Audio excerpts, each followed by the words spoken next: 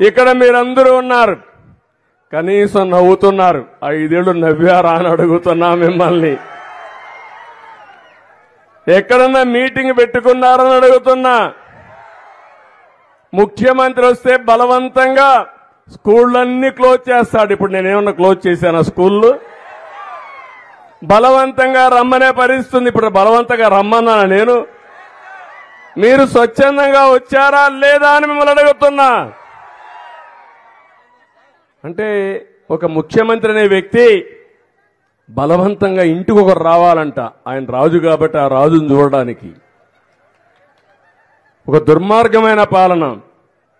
పింఛనిస్తే 10,000 కొన్ని లక్షల మంది రావాలంట ఆయనకి. బటన్ నొక్కుతాడు. వాళ్ళ ఇంట్లో నుంచే నొక్కొచ్చు బటన్ నొక్కాలంటే.